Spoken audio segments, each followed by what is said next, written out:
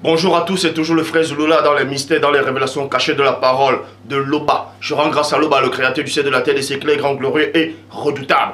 Je remercie Loba parce qu'il est grand, parce qu'il est fidèle, parce qu'il est tout puissant, il est ce qui vit inexplicablement hors de toute réalité. Donc aujourd'hui, par sa grâce, par sa permission, par sa toute divine puissance, on va éclaircir encore un autre plus grand mensonge de l'humanité concernant le nom de JC.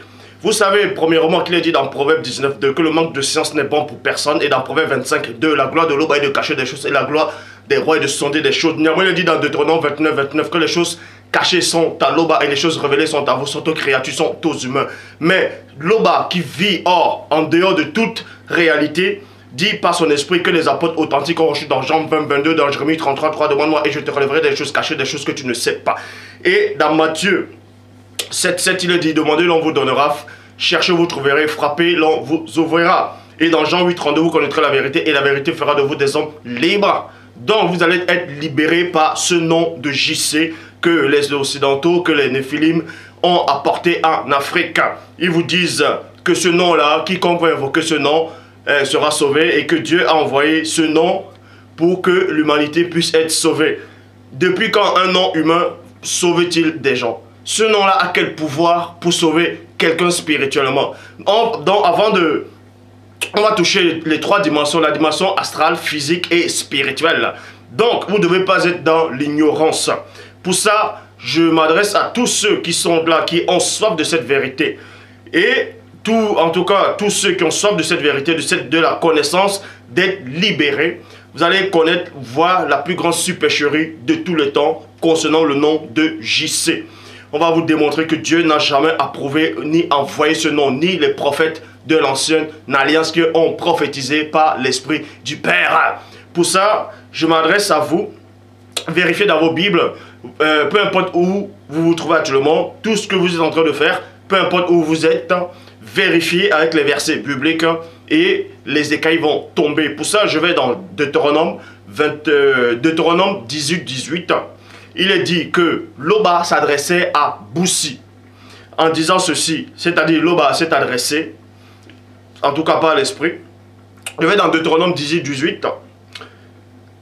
Je les susciterai du milieu de leurs frères un prophète comme toi. Je les susciterai du milieu de leurs frères un prophète comme toi, virgule. Je mettrai mes paroles dans sa bouche et il dira tout ce que je lui commanderai. Point. Donc premièrement, bien avant ce récit, on avait déjà annoncé la venue de quelqu'un qui va bouleverser le système mondial actuel et même de l'époque par rapport concernant le monde occulte.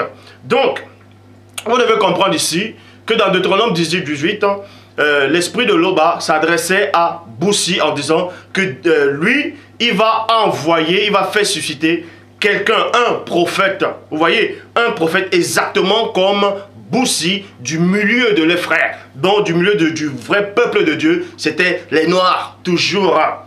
Bon, et ensuite on va dans Matthieu chapitre 2 au verset 23. Matthieu chapitre 2 verset 23 qui dit ceci. Il vint demeurer dans la ville appelée Nazareth, afin que s'accomplisse ce qui avait été annoncé par les prophètes. Deux points, il sera appelé Nazaréen. Bon, dans Matthieu chapitre 2 verset 23, on vous dit que quand Christ, en tout cas le premier-né, était petit, et bon, il a grandi il allait dans la ville de Nazareth, il a grandi là-bas, et que pour que la prophétie puisse s'accomplir par rapport aux prophètes de l'ancienne alliance, les prophètes qui ont prophétisé que vu qu'il a grandi là-bas, on va l'appeler dorénavant le Nazaréen. Bon, montrez-moi alors la prophétie qui dit qu'on va l'appeler ainsi. Donnez-moi les noms des prophètes qui ont prophétisé en disant que bel et bien on va l'appeler le Nazaréen. Bon, acceptons même que cette prophétie ait eu lieu. Acceptons même que Matthieu 2, 23 est vrai. Nulle part, on l'a juste appelé le Nazaréen tout court. Mais on dit JC de Nazaréen. Alors que dans la prophétie, selon la prophétie des prophètes, les prophètes n'ont jamais dit JC. Ils ont plutôt dit Nazareth, Nazaréen. Vous voyez? Donc il y a déjà un nom qui a été rajouté par rapport aux prophéties des prophètes selon Matthieu 2, 23. Mais là, c'est juste un petit échantillon. Donc pour ça, on va dans Ésaïe chapitre 4 au verset 2. Ésaïe chapitre 4 verset 2.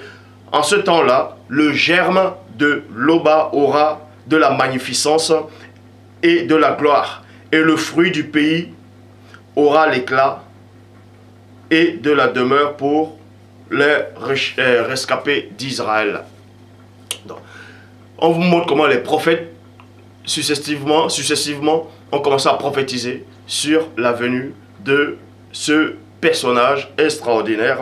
Et pour ça, on va dans Daniel, parce que Boussi a prophétisé qu'un prophète doit venir. Ésaïe aussi prophétise qu'il y aura quelqu'un qui doit venir. Plein de prophètes ont prophétisé, mais nulle part ils ont donné le nom de JC. Nulle part, je dis bien, ils ont donné le nom de JC. Bon, on va dans Daniel chapitre 9 au verset 25. Daniel 9, 25. Dans la Bible de la liturgie, il est dit ceci. Sache et comprends. Maintenant, vous allez voir, pour comprendre si Dieu a envoyé ce nom de JC, que vous adorez, que les chrétiens du dimanche et dans d'autres faux livres, soi-disant religieux, où ce nom de JC apparaît, si vous voulez vraiment comprendre si Dieu a envoyé ce nom ou pas, il faut d'abord comprendre les prophéties. Il faut comprendre d'abord les prophéties, les prophètes, et comprendre les vrais messagers les vrais messagers que Dieu a envoyés, c'est-à-dire les entités spirituelles, ces anges-là. Donc, Daniel chapitre 9 au verset 25, il y a une entité céleste qui s'adressait à Daniel. Daniel chapitre 9 au verset 25, Bible de la liturgie, il dit ceci. Sache et comprends, depuis l'instant où fut donné l'ordre de rebâtir Jérusalem jusqu'à l'avènement d'un Messie, virgule. Écoutez attentivement. Ce que je venais de dire, c'était juste l'introduction. Maintenant, on va entrer dans le cœur même du message. Donc, toi qui es là, prends ta Bible et vérifie très attentivement. Donc, je repars dans Daniel chapitre 9 au verset 25. Bible de la liturgie, il dit ceci. Sache et comprends, depuis l'instant où fut donné l'ordre de rebâtir Jérusalem jusqu'à l'avènement. Donc, l'avènement, c'est la venue. Jusqu'à l'avènement d'un Messie, virgule, un chef. Vous voyez, un chef, virgule. Il y aura 7 semaines. Pendant 62 semaines, on rebâtira les places et les remparts, mais ce sera dans la détresse des temps. Donc, dans la prophétie de Daniel, il prophétise, en tout cas l'ange lui annonce, que à une certaine époque, quand le moment viendra, il y aura un Messie. Vous voyez, parce qu'il y a plusieurs Messies. Les Messies sont des oins, de Dieu. Bon. Mais ici, on vous dit cela qu'il y aura un Messie en chef. Un Messie en chef. On annonce déjà la venue de ce personnage-là. Vous voyez, mais nulle part on donne un prénom. On donne juste son titre. Vous voyez, le Messie, donc Koumane Moula. Ici, dans Jean chapitre 4 au verset 25, traduction Edmond Staffel, il a dit ceci. Je sais. Vous voyez, donc, dans les générations futures, plein en Israël et aux entourages, dans les villes voisines, ainsi de suite, savaient qu'il y aurait ce Messie qui allait venir. Qu'il y aura un Messie en chef qui allait venir. C'est pour ça que même dans Lévitique, on parle par rapport au souverain sacrificateur, le sacrificateur qui aura la supériorité sur ses frères. Donc il y a plusieurs sacrificateurs, il y a des souverains sacrificateurs, mais il y a ceux qui sont au-dessus de certains. Donc on vous dit ici là qu'il y aura un homme qui va venir, un Messie parmi tant d'autres que Dieu envoie, mais il y aura un Messie en chef, Et plein ont eu courant de ça. C'est pour ça que quand le premier-né a une conversation, a changé de mots, de langage, avec une femme samaritaine, la femme qui venait puiser de l'eau, dans Jean chapitre 4 au verset 25, traduction Edmond Staffel, il a dit ceci. Je sais, répondit la femme, qu'il va venir un Messie, et non le Messie, mais un. Parce qu'il y a plusieurs, parce que tout le monde savait qu'il y avait plusieurs Messies de Dieu. Vous voyez? Mais elle dit ici là, qu'il y aura un Messie qui va venir, entre parenthèses, ce qui signifie Christa. Christ, c'est Kumanemula. Vous voyez, c'est le Messie, c'est Kumanemula. Quand il viendra, il nous apprendra tout. Quand il viendra, il nous apprendra tout. Vous voyez? Et Jean le Baptiste aussi connaissait cela. C'est pour ça que Jean, nulle part, je dis bien, Jean n'a jamais dit JC. Jean n'a jamais prononcé ce nom de J là. Et il n'a jamais dit ça. S'il y a des versions qui disent qu'il a prononcé, je dis que c'est faux. C'est complètement faux. Jean a toujours dit, voici l'agneau de Dieu. Voici l'agneau de Dieu. Vous voyez? Parce que Jean ne pouvait pas prononcer ce nom-là, parce qu'il savait que ce nom-là n'avait même pas lieu d'être. Ce nom n'a pas lieu d'être. C'est des gens qui sont venus trafiquer, ils ont mis le nom de JC. Jean connaissait les prophéties. C'est pour ça qu'il est dit dans Luc, chapitre 7, au verset 19, Bible parole de vie, en parlant de Jean-Baptiste quand il était en prison, il s'est adressé à 2 de ses disciples en disant, il les envoie vers le Seigneur pour lui demander, est-ce que tu es le Messie qui doit venir, virgule, il n'a pas dit, es-tu JC, le Messie là, non, es-tu le Messie qui doit venir, parce qu'on savait qu'il y avait un Messie qui allait venir, un Messie en chef. Es-tu le Messie qui doit venir? Lui demanda. Où devons-nous en attendre un autre? Parce que Jean le Baptiste lui-même savait qu'il y avait plusieurs Messies. Et qu'à ce temps-là, il y aurait un Messie qui allait venir. Vous voyez? Mais lui demandait, mais es-tu ce Messie qui doit venir? Ou bien on doit attendre un autre là? Ou on doit attendre un autre en chef? Traduction Abbé Filion. Donc, c'est pour ça que je repars dans la traduction écuménique de la Bible, toujours dans Jean, vous voyez, dans Jean 25, non, plutôt dans Jean 4, 25, il est dit, la femme lui dit, je sais qu'un Messie doit venir, celui qu'on appelle le Christ. Lorsqu'il viendra, il nous annoncera toutes choses. Traduction Abbé Filion. Sache donc et remarque, vous voyez? Là maintenant, on va dans Daniel, le Daniel chapitre 9 au verset 25. Traduction Abbé Filion. Sache donc et remarque depuis l'ordre donné pour rebâtir Jérusalem, jusqu'au chef, jusqu'au Christ chef, vous voyez, jusqu'au Christ chef. Il y aura 7 semaines et 70 et 62 semaines et les places et les murs seront rebâtis dans des angoisses, dans des temps fâcheux. Donc, je vous montre ici que depuis la prophétie, en tout cas dans l'Ancien Testament, les prophètes étaient au courant qu'il y aurait un Messie en chef qui va venir. Et dans le Nouveau Testament, ils étaient aussi au courant de ça. Mais quand Jean-Baptiste est arrivé, les pharisiens, tout ça, ils ont envoyé les Lévites pour demander à Jean, es-tu le Messie? En gros, es-tu ce Messie-là qui doit venir? Jean a dit, non, je ne suis pas ce Messie-là. Es-tu le prophète? Et certains vont dire que Jean-Baptiste s'est trompé en disant que non, il n'est pas prophète et pourtant il était prophète. Non. Es-tu le prophète? Quel prophète on faisait allusion? Le prophète que Boussi avait prophétisé, que Dieu va envoyer un prophète comme lui, ce prophète spécial-là. C'est pour ça qu'on dit à Jean, mais es-tu ce prophète-là? Il dit non, je ne suis pas ce prophète-là. Es-tu ce Messie-là alors? Il dit non, je ne suis pas ce Messie. Es-tu Élie alors? Il dit non, je ne suis pas Élie. Donc vous voyez, pour ça, on va dans Matthieu chapitre 2, verset 23, comme je l'ai lu tout à l'heure. Il vint habiter dans la ville appelée Nazareth, afin que s'accomplisse ce que les prophètes ont prophétisé. 2 points. Il sera appelé Nazaréen. Mais où est la prophétie où les prophètes disaient qu'un enfant va venir, on va l'appeler Nazareth? C'est où ça? Tous les prophètes ont dit c'est le Messie qui va venir. Depuis quand Nazareth, le Nazaréen, ça veut dire Messie. Certes, ne confondez pas Nazareth et un Nazir. Vous voyez, ceux qui sont consacrés à Dieu. Ça n'a rien à voir. Là, on parlait d'une ville de Nazareth. Donc, Actes des Apôtres. Maintenant, on va aller dans Actes des Apôtres, chapitre 4, au verset 12. C'est le passage qui sème la confusion. Il y a tellement plusieurs traductions par rapport à ça. Actes des Apôtres, chapitre 4, au verset 12, Bible du Semeur. Dans d'autres versions, il est dit qu'il n'y a qu'un seul nom qui peut sauver, ainsi de suite, et que c'est le nom de JC. Et on va vous donner la bonne traduction qui contredit les autres versions. Dans Actes des Apôtres, chapitre 4, au verset 12, Bible du Semeur, il est dit « C'est en lui seul que se trouve le salut. » Point. On dit bien point. Dans le monde entier, virgule, Dieu n'a jamais donné le nom d'aucun autre homme par lequel nous devrons être sauvés. Maintenant, quel est ce nom-là? Certains vont dire que c'est le nom de JC. Mais on vous dit ici, là, dans cette version, que dans le monde entier, Dieu n'a jamais donné le nom d'un autre homme, d'un autre homme, d'un autre homme.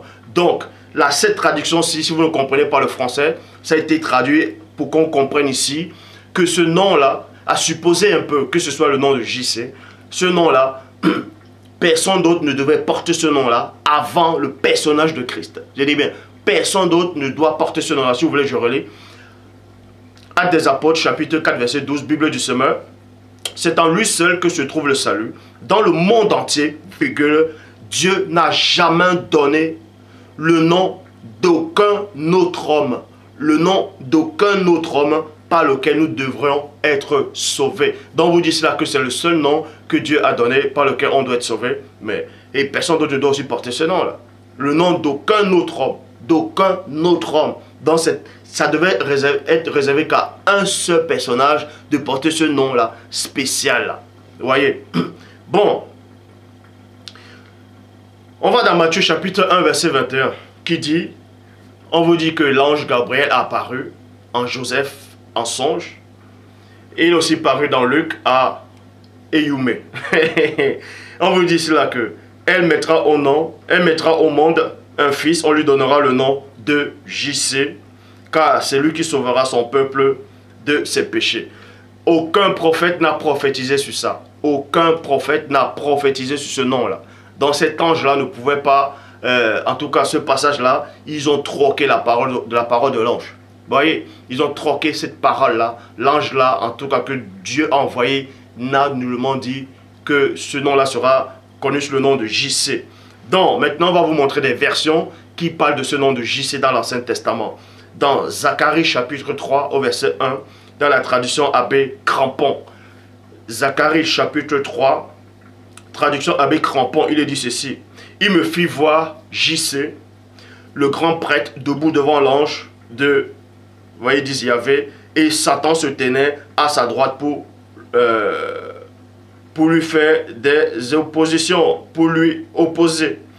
Zacharie, dans la traduction Abbé Filion, il est dit JC. Zacharie chapitre 3 verset 3, il est dit traduction Abbé Filion. Or, JC était couvert de vêtements souillés et il se tenait debout devant l'ange. Traduction Abbé Crampon. Or, JC était couvert de vêtements sales et se tenait devant l'ange. Zacharie chapitre 3 au verset 4, traduction Abbé Filion. Et l'ange prenant la parole et dit à ceux qui étaient debout devant lui, ôtez-lui ses vêtements souillés, et il dit à JC, deux points, voici, je t'ai enlevé ton iniquité, je t'ai enlevé ton péché, et je t'ai revêtu d'habits de rechange. Vous voyez qu'il y avait déjà des personnages, selon d'autres traductions, qui avaient déjà porté ce nom de JC là, qui avaient déjà porté ce nom-là, soit disant le nom du Sauveur. Et que ces gens, ces personnes-là ont même connu le péché. Ont même connu le péché. Comment se fait-il que tu arrives à porter un nom, soi-disant glorieux, puissant et redoutable, un nom qui sauve, et toi-même tu vis dans le péché? Mais on vous montre que si vous invoquez ce nom-là ne peut pas vous sauver. Ce nom-là ne peut même pas vous nettoyer de vos péchés, puisque il y avait déjà des gens qui portaient déjà ce nom-là. Et ils vivaient même dans le... Ils ont même péché, ils ont commis des péchés. Donc, ça prouve que le nom qu'ils avaient là, ce nom-là n'avait même pas d'effet. Est-ce que vous comprenez? Bon, maintenant, on va dans Jean 17, 12. Vous allez maintenant voir quel est le vrai nom que Christ a reçu sur la terre. Vous verrez maintenant que Dieu n'a jamais donné le nom de JC à Christ. Donc à tous les noirs, à tous ceux qui ont soif de la justice, à tous ces faux chrétiens du dimanche, à tous ces faux pasteurs qui n'ont pas de connaissance, et tous les faux livres saints, tous ceux qui disent le nom de JC, que Dieu a envoyé ce nom-là pour que l'humanité puisse être sauvée, c'est Satan lui-même qui vous a tous dupés. Je dis, je répète et je pèse mes mots. Ce nom de JC, c'est un nom diabolique. Vous allez peut-être dire que la parole dit quiconque renie le JC, c'est l'antéchrist. Ça, on vous a dupé parce que vous n'avez pas de connaissance. Jean chapitre 17 au verset 12. Je répète, vérifiez. Jean chapitre 17 au verset 12. Bible de la liturgie, il est dit ceci. Or, c'est Christ lui-même qui sort de sa propre bouche.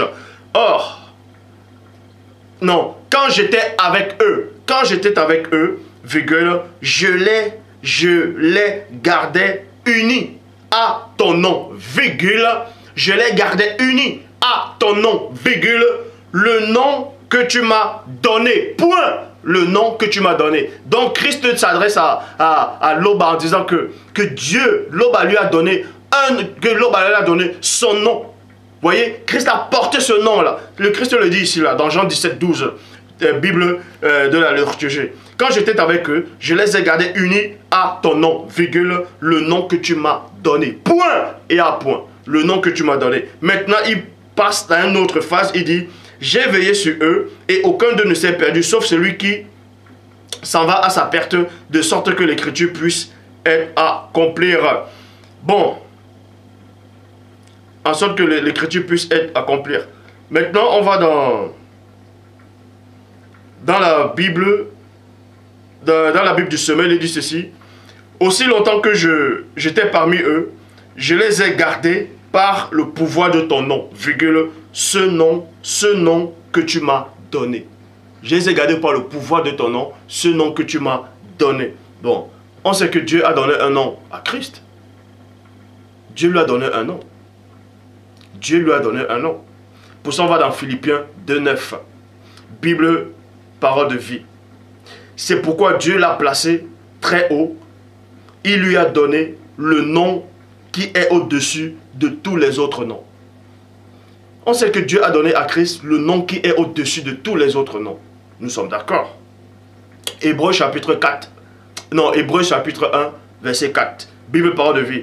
Le Fils est bien plus important que les anges, point. En effet, Dieu lui a donné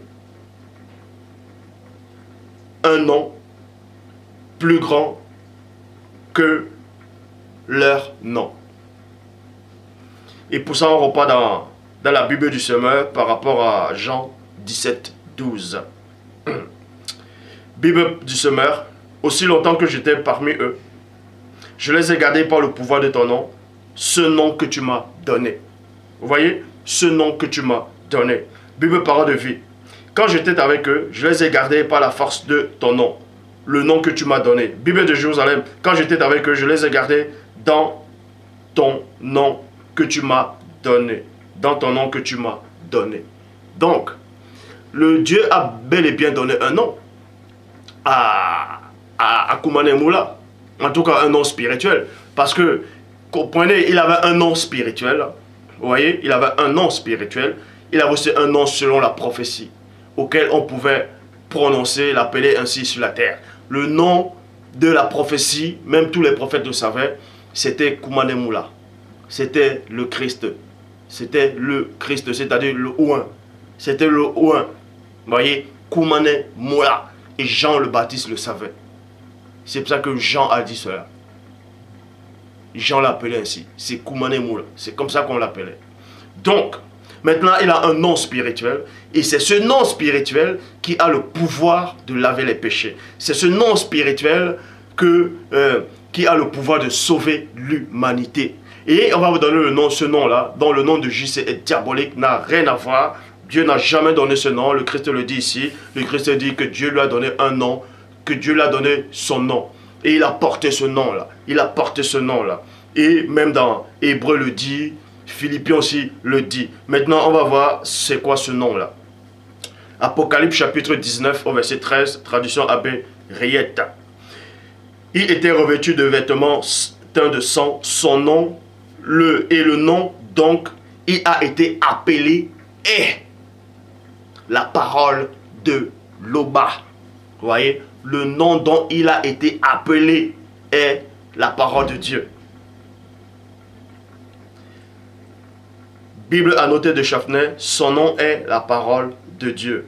Romains chapitre 10 au verset 13. Bible de la liturgie, en effet, quiconque invoquera le nom du Seigneur sera sauvé. Donc, quiconque invoquera la parole de Dieu, parce que c'est la parole de Dieu qui sauve, et sanctifie et purifie.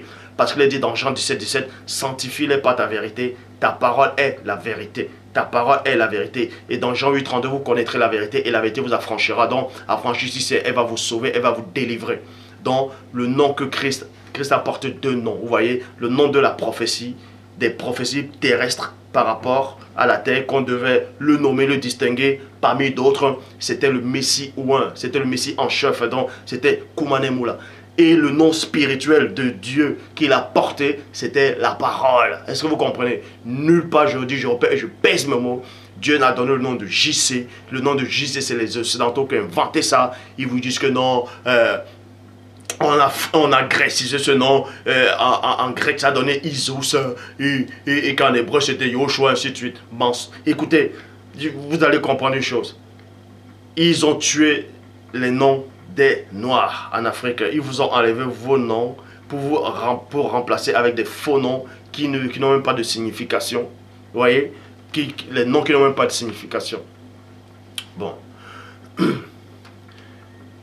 Et vous voyez les Africains actuellement, partout dans le monde, ils acceptent ce JC, se mettent à crier JC. Mais ce nom-là vous a sauvé en quoi? Ce nom-là ne sauve pas.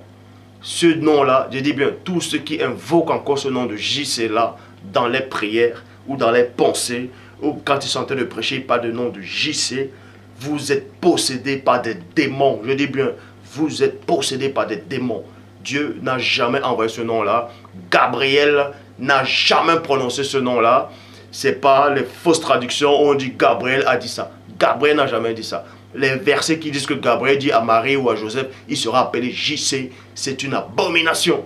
Les prophètes n'ont jamais prononcé ce nom-là. Je dis bien, les prophètes n'ont jamais prononcé ce nom-là. Ce nom-là n'existait même pas dans l'Afrique ancestrale. Vous voyez, ça n'existait même pas. Et regardez même Matthieu. Matthieu, tellement ils sont dans la confusion. Ils vous disent que quand le Christ est né, on l'a donné ce nom de JC pour que l'écriture puisse s'accomplir. Parce que soi-disant, un prophète a dit, on l'appellera Emmanuel. Depuis quand Emmanuel savait dire JC? Emmanuel savait dire Dieu avec nous. Ils vous disent que Dieu, ils vous disent que Dieu savait dire, que JC savait dire Dieu sauve. Depuis quand Emmanuel, Dieu avec nous, ça veut dire Dieu sauve. Déjà, Emmanuel, j'ai démontré, n'est pas le Christ. Donc, Matthieu, l'évangile de Matthieu, c'est un mensonge, c'est une abomination, c'est diabolique par rapport à ce nom-là. Dieu n'a jamais envoyé ce nom de JC. Voici encore, vous êtes prévenus, le Père s'est encore glorifié. Donc, regardez bien cet enseignement, envoyez cet enseignement à tous ceux qui sont en Afrique, faites partager cet enseignement.